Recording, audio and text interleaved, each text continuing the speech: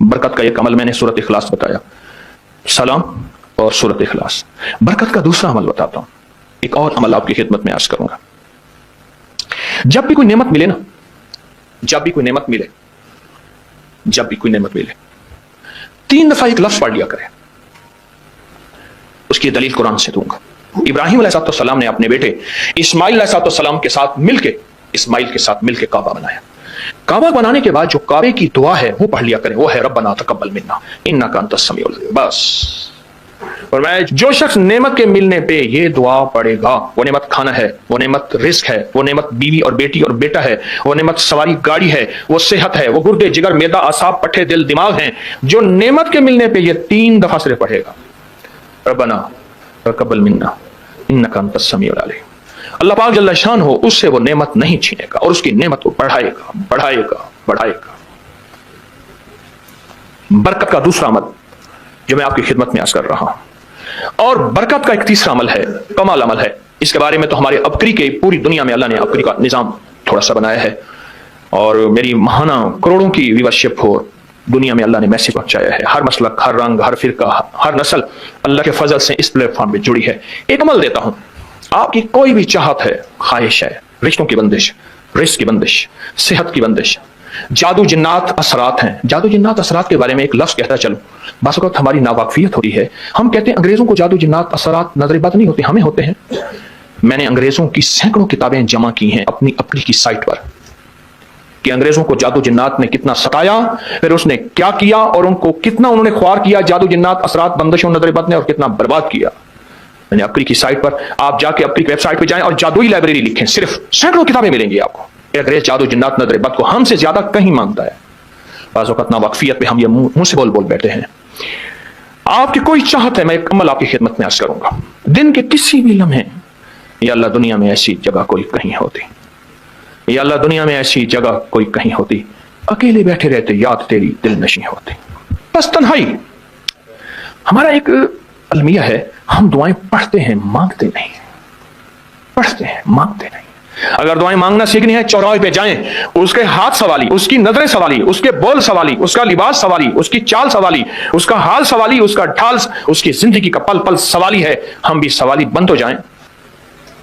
ہم مانگتے نہیں، ہم پڑھتے ہیں دعائیں۔ میں نے یہ درخواست کروں گا، آپ جتنی میری بہنیں بیٹھی ہیں، بھائی بیٹھے ہیں، آپ سے عرض کروں گا، ہم دعائیں مانگیں اور دعا کے لیے وقت نکالیں، دعا کے لیے وقت نکالیں۔ آج بتاؤں سب سے زیادہ دعائیں کہاں مانگی جاتی ہیں؟ آپ فوراً بولیں گے مسجدوں میں، آپ کہیں گے مدارس میں، آپ کہیں گے کسی فقیر کے آستانے میں، میں کہوں گا نہیں جیل میں۔ تہجدیں، تسبیحات، میرا کئی دفعہ جیل میں جانا ہوا، وہاں میرے لیکچر ہوئے۔ تہجدیں، تسبیحات، ذکر، تلاوت، اعمال، رونا، سسکیاں، گڑ گڑانا سب سے زیادہ جیل میں، پھر کچہریوں میں، اور پھر ہسپتالوں میں۔ یہ سچ ہے۔ کوئی بھی ایسی آپ کے دل میں چاہت ہو، اللہ پاک سے منوانا چاہتے ہیں، دیکھیں سارا جہان چاہ لے، اللہ نہ چاہے کبھی نہیں ہوگا۔ سارا جہان چاہ لے، سارا جہان، اگر اللہ سے منوانا چاہتے ہیں نا، 2 نفل حاجت کے پڑھیں، جس کی پہلی رکعت میں آیت الکرسی 11 بار، دوسری رکعت میں قل هو اللہ 11 بار، کوئی مشکل نہیں۔ میں پھر عرض کروں گا، 2 نفل حاجت کے پڑھیں، جس کی پہلی رکعت میں آیت الکرسی 11 بار، اور دوسری رکعت میں سورۃ اخلاص قل هو اللہ 11 بار، اور اس کے بعد سلام کے بعد 3 بار سورۃ یاسین پڑھ لیں بس، اور پھر اللہ سے گڑ گڑا کے مانگیں۔ اپکری کے ہیں، آپ اپکری کے صفحات اٹھا کے دیکھیں، نیٹ کی دنیا میں لوگوں نے اس کا نام کریڈٹ کارڈ رکھا ہوا ہے، کسی نے فوری مدد رکھا ہوا ہے، کسی نے غیبی مدد رکھا ہوا ہے، کسی نے ایمرجنسی پکار رکھا ہوا ہے، کسی نے اس عمل کا جو میں نے آپ کی خدمت میں عرض کیا ہے۔ حضرت سورہ یاسین 3 بار سلام کے بعد اول آخر 3 دفعہ درود شریف۔ کمال عمل ہے، کمال عمل ہے۔ اور عرشوں سے اگر برکت کے خزانے، رحمت کے خزانے، عطاؤں کے خزانے، کوئی رشتہ ہے، کوئی بندش ہے، کوئی قرضے ہیں، کوئی بیماری ہے، کوئی دل کی مراد ہے، کوئی من کی مراد ہے، اس لیے فرمایا کبھی بھی جنت نہ مانگو، جنت الفردوس مانگو، اور اللہ جل شانہ سے کبھی تھوڑی دنیا نہ مانگو۔ پھر دنیا حسنتم سپرلیٹو ہے، اور فی الآخرۃ حسنتم، مولا دنیا عطا فرما، پھر وہ جتنی عطا کر دے اس کی شہنشاہ کی تقسیم ہے، اور مانگ تو لاجواب مانگ۔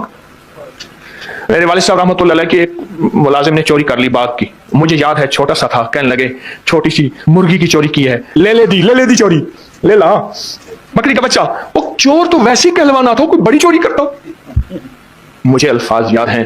میری آپ سے درخواست یہ ہے، میرا اللہ کہتا ہے مجھ سے مانگ اور میری شان کے مطابق مانگ، پھر دنیا حسنۃ اور فی الآخرۃ حسنۃ. یہ جو عمل میں نے آپ کی خدمت میں بتایا ہے، 2 نفل حاجت کے کسی بھی لمحے یکسو ہو گئے. اللہ کو یکسوئی چاہیے، اللہ کو یکسوئی چاہیے. اللہ بھی کہتا ہے ادھر ادھر نہ دیکھ. اور اگر آپ کسی تقریب میں جائیں، کسی شادی میں، کہیں تقریب میں، بیگم ساتھ تو ادھر ادھر نہ دیکھیے گا. آپ اس کو کیوں دیکھ رہے تھے بولیں؟ خیال کیجیے گا، پڑے جاؤ گے. تقریب میں جا کے بھی اللہ پاک بیگم بھی کہتی ہے، بیگم شرک کو پسند نہیں کرتی. بیوی واحد ہے جو بہت توحید پسند ہوتی ہے، وہ اپنے غیر کو پسند نہیں کرتی. یس سر، بیوی کے اندر واحد ہے جو شرک سے پاک ہوتی ہے بیوی. ٹھیک ہے، وہ کبھی بھی کسی غیر کو پسند نہیں کرتی. اللہ بھی کسی غیر کو پسند نہیں کرتا. توجہ سے مانگے اور چند دن کر کے دیکھیں تو اسے، چند دن، چند ہفتے اس کو اگر معمول بنا لیں. ایک اور چیز عرض کروں گا، جس کے پاس مال ہوتا ہے وہ اکثر کم مانگتا ہے، اور اس کی اولاد کے المیے میرے پاس واقعات کے اعتبار سے زیادہ ہے. یہ بات پھر دہراؤں گا. جس کے پاس مال وسائل زیادہ ہوتے ہیں وہ اکثر کم مانگتا ہے. غریب تو کہتے ہیں اللہ بچہ بڑا ہو رہا ہے، اللہ بچی بڑی ہو رہی ہے، اللہ میں کہاں سے لاؤں گا. اسے مانگنا نہیں آتا غریب کو. غریب کے پاس اسم اعظم نہیں ہوتا، غریب کے پاس پنج سورہ نہیں ہوتا، غریب کے پاس مسنون دعائیں یاد بھی نہیں ہوتی. بہت عام ہوں گے یقیناً، یاد بھی ہوتی ہیں، لیکن ان کی دل کی آواز، وہ ہندی ہے یا سندھی، پنجابی ہے یا کوئی بھی ہے، وہ دل کی آواز سے اللہ کے دروازے کو کھٹکھٹاتے ہیں. اور جو مالدار ہوتا ہے اس کی نظر میں ہوتا ہے کہ یہ اس کا ہے، یہ اس کا ہے، یہ اس کا ہے. یہی نقصان ہوتا ہے. اپنی نسلوں کے لیے اس دعا کے ذریعے، اس نفل کے ذریعے 3 چیزیں ضرور مانگیے گا: ایک بخت، ایک مقدر اور ایک نصیب. فقر ایسا، غربت ایسی آئے کہ میرے ذہن میں ہر وقت لوگوں کی جیب پہ نظر ہو، ہر وقت لوگوں کی جیبوں پہ نظر ہو. یہ 2 وقت میں ہوتا ہے، ذہن نشین رکھیے گا. اس فقیر کا تجربہ ہے. ایک جب طمع بڑھ جاتا ہے، لالچ بڑھ جاتی ہے، اس وقت لوگوں کی جیبوں پہ نظر ہوتی ہے. جب فقر بڑھ جاتا ہے، غربت اور تنگ دستی اور فقیری بڑھ جاتی ہے، پھر لوگوں کی جیبوں پہ نظر اس کی ہوتی ہے اور اللہ کے خزانوں پہ نظر نہیں ہوتی یا کم ہوتی. اور حدیث میں آیا کہ کوئی مصیبت زدہ اس کو نہیں پڑتا جس کی مصیبت دور نہیں ہوتی. عرش کے نور میں اتنا ڈوبا ہوا تک خود چھپا ہوا تھا. لا علاج بیماریاں ہوں، دکھ ہوں، غم ہوں، قرضے ہوں، مصیبتیں ہوں، ناکامیاں ہوں اور پریشانیاں ہوں، اور ایسے حالات کے جو انسان کہے کہ بس سب تو موت ہی ہے، اس کے علاوہ کوئی راستہ نہیں. کوئی ایسی پریشانی ہو، اللہ کا نظام ہے کہ اس پہ وہ ملتا ہے جو انسان گمان نہیں کر سکتا، سوچ نہیں سکتا.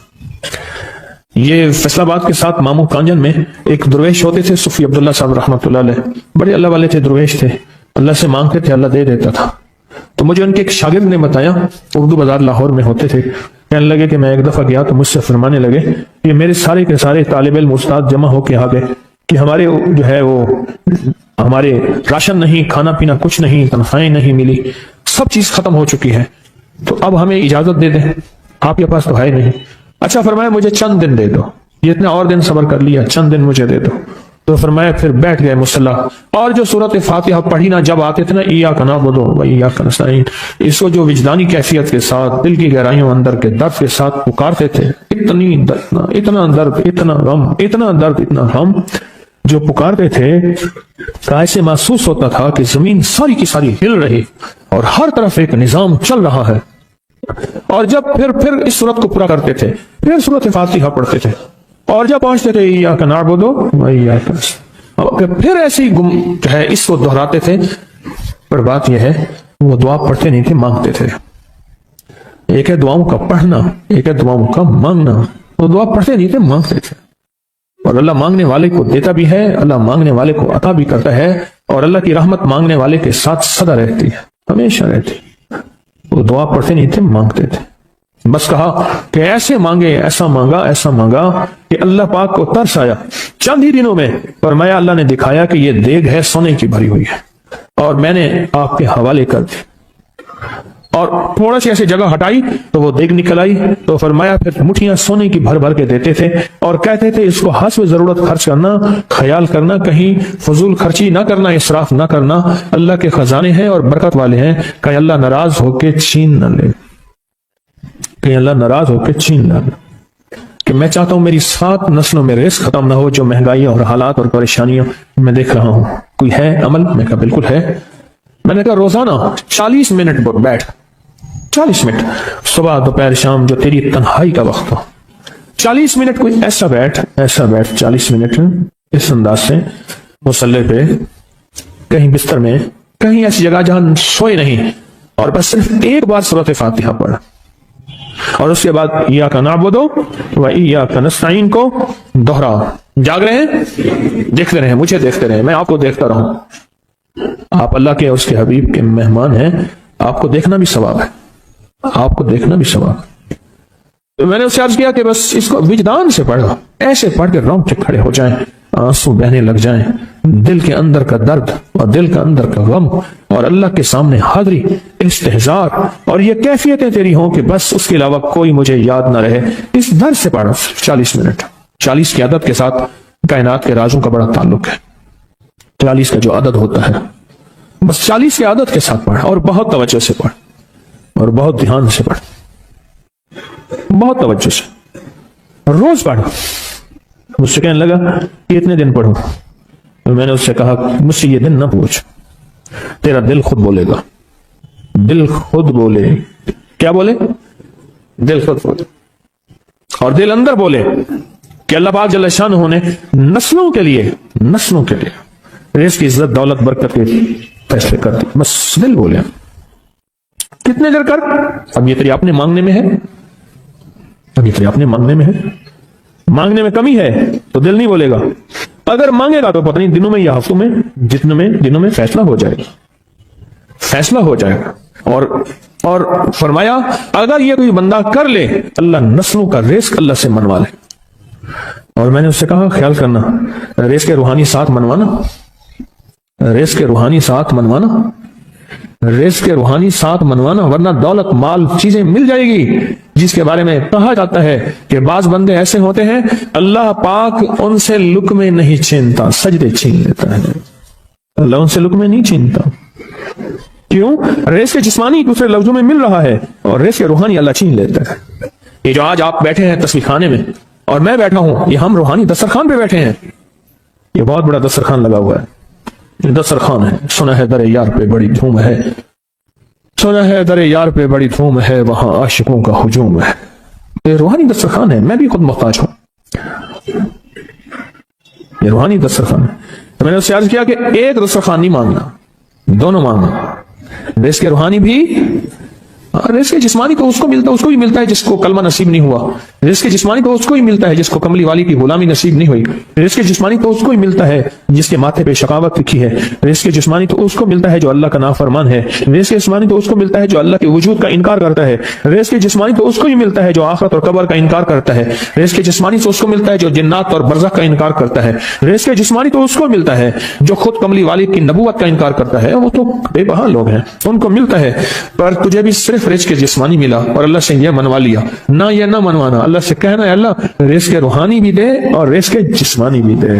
جو رزق کیا عطا فرما، کون سا رزق؟ رزق اور رزق جسمانی بھی دے. ایسا نہ ہو کہ میری نسلوں میں صرف مال دولت و چیزیں ہوں اور تیرا نام اور تیرے حبیب کا نام نہ ہو، تیرا نام اور تیرے کملی والے کا نام نہ ہو، تیرا نام اور تیرے دوستوں کا نام نہ ہو، تیرا نام اور تیری آل و اصحاب کا نام نہ ہو. ایسا نہ ہو میں محروم ہو جاؤں. مجھے آل اور محمد اور آل محمد اور اصحاب محمد کی نسبتیں یہ بھی ساتھ عطا کیے رکھ. میں نے اس سے کہا کہ دو چیزیں مانگنا. اچھا قدرت کا نظام ہے تو دیوانے بھی ہوتے ہیں، یقین والے ہوتے ہیں. آپ جیسے آپ مخلص بیٹھے ہیں اور پوری دنیا میں ہمارے ساتھ اس وقت مخلص بیٹھے ہیں جو ہماری آج کی محفل میں شریک ہیں، ہوتے ہیں دیوانے. اس نے یقین سے پڑھنا شروع کر دیا. مجھ سے کہنے لگا ایک وقت ایک جگہ ہو بہت بہتر. میں نے اس سے کہا، میں نے کہا پھر بھی اگر ایک وقت ایک جگہ میسر نہ بھی ہو تو اگر عمل کسی وقت چوک جائے، عمل کی جگہ چوک جائے، عمل کا وقت چوک جائے، مجبوری میں نہ ہو تو بہتر ہے، پر توجہ نہ چوکے، دھیان نہ جائے، استحضار نہ جائے، یقین نہ جائے اور سچا یقین ہو. سچا یقین کہ میرا اللہ خود کہتا ہے یہ مانگنا بھی تو اسی نے دیا ہے نا، تو اسی نے مانگنا دیا ہے. جب اس کریم نے مانگنا ہی خود دیا ہے تو عطا بھی خود کرے گا. نہیں خوف نارے جہیم کا کہ کرم ہے مجھ پہ کریم کا، وہ خود عطا کرے گا مجھے. اس نے مانگنا دیا دے گا. یقین ہو ایسا ایسا ایسا ایسا، اتنا زبردست یقین ہو، اتنا یقین ہو اللہ کے ملنے پہ اور اللہ کے مانگنے پہ، اتنا یقین ہو کہ گمان اور خیال سے بارتا یقین ہو، بہت زیادہ یقین. یاد رکھیے گا میری بات، میری طرف دیکھتے رہیں. یاد رکھیے گا جس کو ملا ہے یقین کی طاقت میں ملا ہے، اور جس سے چھنا ہے بے یقینی نے اس سے سب کچھ چھین لیا. بے یقینی نے اس سے سب کچھ چھین لیا. جس کو ملا ہے یقین کی طاقت سے ملا ہے. یقین ہو کہ میں کر رہا ہوں اور اللہ مجھے دے دے گا.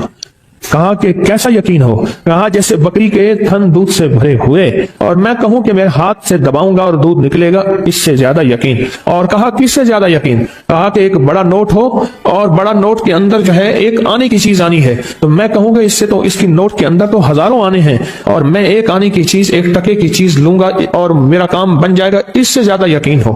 اور اس سے کہیں زیادہ یقین ہو کہ سخت پیاس ہے اور میں پانی کو دیکھوں اور پانی کو دیکھتے ہی مجھے یقین ہو کہ اس سخت پیاس میں میرا پیاس بجھ جائے گی، پیٹ بھر جائے گا، اس سے کہیں زیادہ یقین ہو۔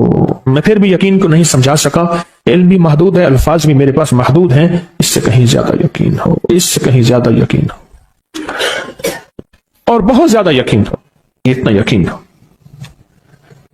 کیا خیال ہے؟ آپ چاہیں گے اپنی نسلوں کے لیے بخت، رزق، نصیب اور مقدر منوا لیں؟ کیا خیال؟ وہ بڑا کریم ہے۔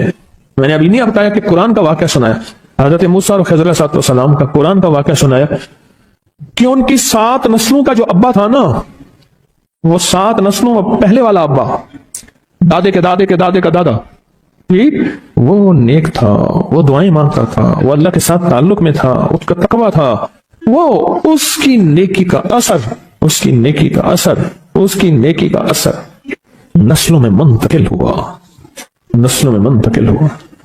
پڑھ لیں، مانگ لیں، اللہ سے کر دیں کہ اللہ میرے لیے اور میری نسلوں کے لیے رزق روحانی اور رزق جسمانی کے فیصلے کر دیں،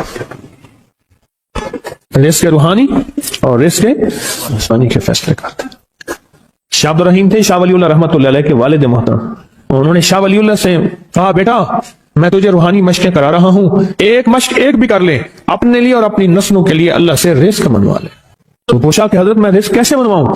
میں کہ کچھ وقت ایسا نکالا کر، ایسا وقت نکالا کر 2 گھڑی اور 3 گھڑی کا، ایک ساتھ 2 گھڑی اور 3 گھڑی، ایک ساتھ تقریباً 21 منٹ کی ہوتی ہے، تقریباً 21 منٹ کی، 2 ساتھ مل جائیں تو 40 منٹ بنتے ہیں، تو ایک ساتھ 2 ساتھ 3 ساتھ کی گھڑی میں کہ بیٹھ کے نا سورت فاتحہ اور اس میں ایاک نعبد و ایاک نستعین کا تکرار اور استحضار کیا کر، اور ایسا کیا کر تیری آنسوں بہیں، تیرا دل روئے، تیری آنکھیں روئیں، تیرا رونگٹا، تیرے رونگٹے کھڑے ہوں اور رواں رواں، اور اس کے اندر سے تیرا پل پل، تیرا من، تیرا جذبہ، تیری سوچیں بولیں، کیا بولیں؟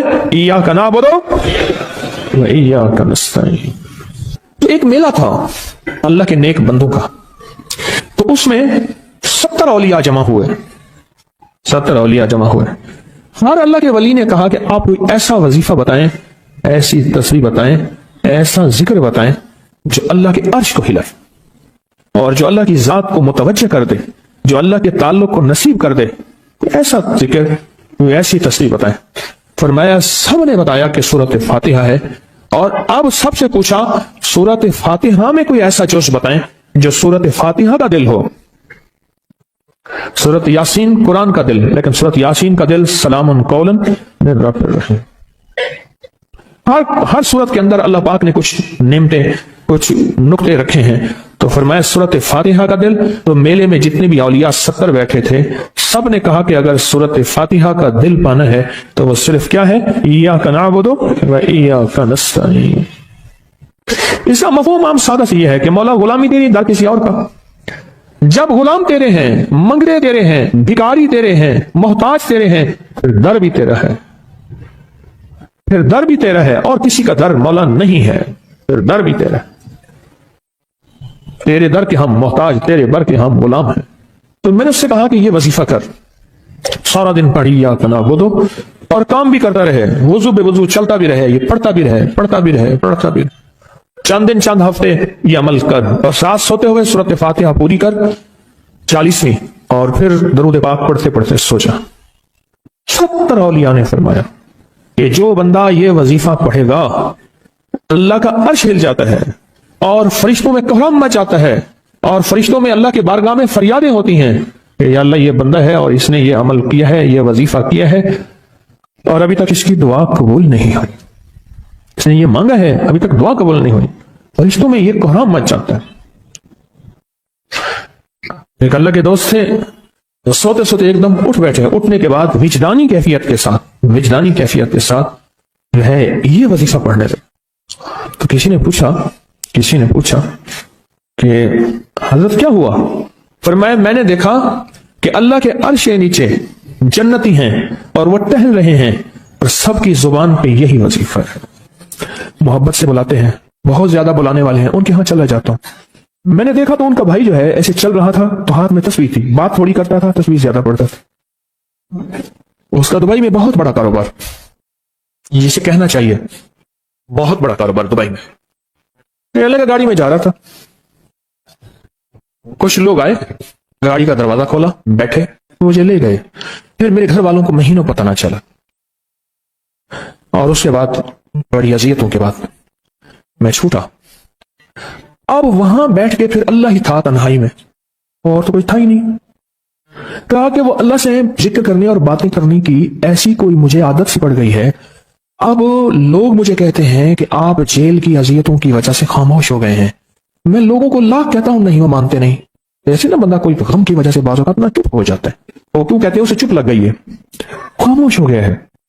اگر میں لوگوں کو کہتا ہوں نہیں، میں جیل کی وجہ سے خاموش نہیں ہوں، اس قید نے، اس جیل نے میرے اوپر جو آزمائش بھیجی ہے، اس قید نے اور جیل نے میرے اوپر جو آزمائش بھیجی ہے، اور میں پھر وہاں ذکر کا عادی بنا، دعاؤں کا عادی بنا، تسبیح کا عادی بنا، اعمال کا عادی بنا، اور وہ عادت سی پڑ گئی ہے، اور وہ عادت سی ایسی پڑی ہے کہ بس سارا دن اب اسی میں لگا رہتا ہوں، سارا دن اب اسی ذکر میں اور اسی یاد میں۔ کہیں ایسا نہ ہو ہم بھی اگر ذکر سے غافل ہوئے، تسبیح سے غافل ہوئے، کوئی خدا نہ خاصا ایسی آزمائش آ جائے، اور پھر ہم ذکر اور تسبیح اور اعمال کے عادی بن جائیں، اللہ سے عافیت مانگے۔ اور اگر ہماری زبانوں پہ تسبیح ذکر آ گیا ہے عافیت کے دنوں میں، تو سمجھ لیں یہ اس کی عطا ہے، یہ اس کی نعمت ہے، یہ اس کی کریمی ہے، یہ اس کا فضل ہے۔ اس نے بہت بڑی آزمائش سے پہلے ہمارے اوپر اتنا کرم کر دیا، اس کا بہت بڑا کرم ہے۔ اس لیے اللہ جل شانہ کے حبیب کملی والے نے آزمائشوں سے پناہ مانگی ہے۔ اللہم انی اعوذ بک من جہد البلا، آزمائش، کوئی بلا آ جائے، ودرک شقا، شقاوت میں میرا نام آئے، بدبختی میں، یہ بھی آزمائش ہے۔ اور سوء القضاء، میرے لیے ایسے فیصلے ہونا شروع ہو جائیں جو مجھے برباد کر دیں، ایک کے بعد دوسرا میرے حق میں فیصلہ، میرے خلاف فیصلے سارے۔ وشماتۃ الاعداء، اور ایسا وقت میرے آزمائش نہ آئے تو دشمن تالیاں بجائے، دشمن ہنسے اور میرا مذاق اڑائے۔ اس لیے میرے آقا نے، میرے حضور نے آزمائشوں سے پناہ مانگی ہے، عافیت مانگی ہے۔ اللہم انی اعوذ بک من زوال نعمتک، اے اللہ نعمت دی پھر اس کا زوال آ گیا، وتحول عافیت، عافیت دی تو تم نے چھین لی۔ اللہم انی اعوذ بک من زوال نعمتک وتحول عافیتک وفجاءت نقمتک وجمیع سخطک، اے اللہ کو میرے اوپر ایسے حملے ہوں اور سختیاں میرے اوپر شروع ہوں، مولا میں اس سے پناہ مانگتا ہوں۔ میں مانگتا کیا ہوں؟ ربنا آتنا فی الدنیا حسنۃ، اس سے دنیا کا بہترین پیکج مانگتا ہوں، اور فی الآخرۃ حسنۃ، تو اس سے آخرت کا بہترین پیکج، شاندار، لاجواب، بہترین۔ ہاں آزمائشیں، مصیبتیں، تکلیفیں، حوادث، حادثات، ناکامیاں، بیماریاں، پریشانیاں میں نہیں مانگتا مولا۔ اللہم انی اعوذ بک من الہم والحزن، ہم کہتے ہیں ٹینشن کو، انزائٹی کو، اسٹریس کو، ڈپریشن کو، اندر غم ہے باہر پتہ ہی نہیں، اس کو ہم کہتے ہیں۔ اور حزن کہتے ہیں جس پہ ہائے ہائے ہو، اے اللہ میں تجھ سے اندر کا دکھ جو مجھے دیمک کی طرح کھائے، اور باہر کا دکھ جو مجھے تڑپائے، اندر کا دکھ کھائے اور باہر کا دکھ تڑپائے، اے اللہ میں اس سے پناہ مانگتا ہوں۔ ہم والحزن، عجز والکسل، ایسا کہ میں عاجز ہو جاؤں یا میرے پر سستی غالب ہو جائے۔ کتنے لوگ ایسے ہیں ان کے اوپر سستی غالب ہے، بہت بڑی مصیبت ہے زندگی کی۔ میرے آقا کملی والے نے اس سے پناہ مانگی، اللہ کے حبیب میرے آقا نے آزمائشوں سے پناہ مانگی۔ اللہم انی اعوذ بک من الفقر والکفر، اے میرا مولا مجھے کفر سے اور فقر سے بچا۔ فقر ایسا، غربت ایسی آئے کہ میرے ذہن میں ہر وقت لوگوں کی جیب پہ نظر ہو، ہر وقت لوگوں کی جیبوں پہ نظر ہو۔ یہ دو وقت میں ہوتا ہے، ذہن نشین رکھیے گا، اس فقیر کا تجربہ ہے۔ ایک جب تمہ بڑھ جاتا ہے، لالچ بڑھ جاتی ہے، اس وقت لوگوں کی جیبوں پہ نظر ہوتی ہے۔ جب فقر بڑھ جاتا ہے، غربت اور تنگ دستی اور فقیری بڑھ جاتی ہے، پھر لوگوں کی جیبوں پہ نظر اس کی ہوتی ہے اور اللہ کے خزانوں پہ نظر نہیں ہوتی یا کم ہوتی۔ اے میرا مولا مجھے فقر سے بچا اور کفر سے بچا۔ کہ ایسا وقت نہ آئے میں اپنا دین بیچ بیٹھوں، اپنا ایمان بیچ بیٹھوں۔ ہمارے ایک مخلص تھے عبد الوحید سلیمانی صاحب رحمۃ اللہ علیہ، کہنے لگے اناط علی میں میرا ایک دوست تھا، تو میں اس دوست کے ساتھ زندگی گزری، پنجاب یونیورسٹی میں اکٹھے پڑھتے تھے، تو پھر پتہ چلا کہ وہ بہت مالدار ہو گیا، اسلام آباد کے ایک بہت بڑے سیکٹر میں گیا تو اس کا گھر دیکھا، گاڑیاں، بڑا گھر، اور یہاں اس کے پاس ایک پرانی سی پتلون ہوتی تھی اور غربت ہوتی تھی، اور انارکلی کے کسی اوپر چوبارے کے کسی کمرہ لیا ہوا تھا۔ تو میں نے اس کا نام لے کے پوچھا یہ کیا؟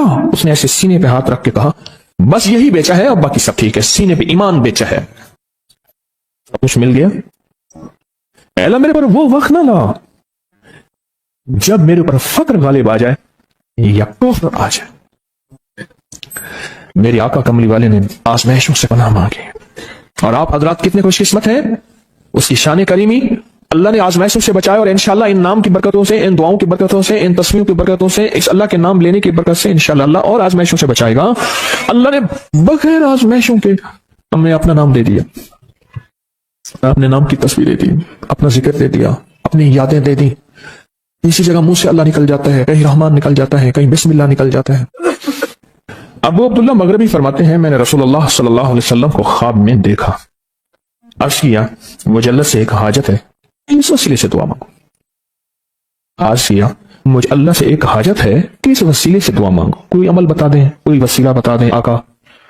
میں نے حضور سے خواب میں سوال کیا تو آپ نے ارشاد فرمایا جس کو بھی اللہ سے کوئی حاجت ہو اسے چاہیے وہ سجدے کرے، یعنی 2 رکعت ادا کرے، اور سجدے کی ہر رکعت میں 40 مرتبہ آیت کریمہ پڑھے، جو میں عمل میں بتایا کرتا ہوں، لا الہ الا انت سبحانک انی کنت من الظالمین۔ جب بھی کوئی مشکل ہو، الجھن ہو، پریشانی ہو، کوئی تکلیف ہو، کوئی مسئلہ ہو، تو میرے حضور نے فرمایا کہ تو ایسا کر، تو ایسا کر، تو کیا کر، تو نفل پڑھ، ہر رکعت میں سبحان ربی الاعلیٰ کے بعد 40 مرتبہ آیت کریمہ پڑھ، اور پڑھ ایسے ڈوب ڈوب کے، مانگ مانگ کے، گڑ گڑا کے، بھکاری محتاج سائل اور منگتا بن کے پڑھ۔ اور حدیث میں آیا کہ کوئی مصیبت زدہ اس کو نہیں پڑھتا جس کی مصیبت دور نہیں ہوتی۔ آیت کریمہ کو فرمایا کوئی مصیبت زدہ اگر پڑھ لے اس کی مصیبت دور ہوتی ہے۔ اور ایک اور حدیث میں ہے کہ کبھی ایسا نہیں ہوا کہ کسی مسلمان آدمی نے کسی چیز کے لیے اسے پڑھا ہو اور اس کی دعا قبول نہ ہوئی ہو، اور اس کو ترمذی اور نسائی نے روایت کیا ہے۔ میرے آقا فرماتے ہیں کہ میں جب شب معراج میں میرا ایک شخص گزر ہوا جو نور عرش میں چھپا ہوا تھا،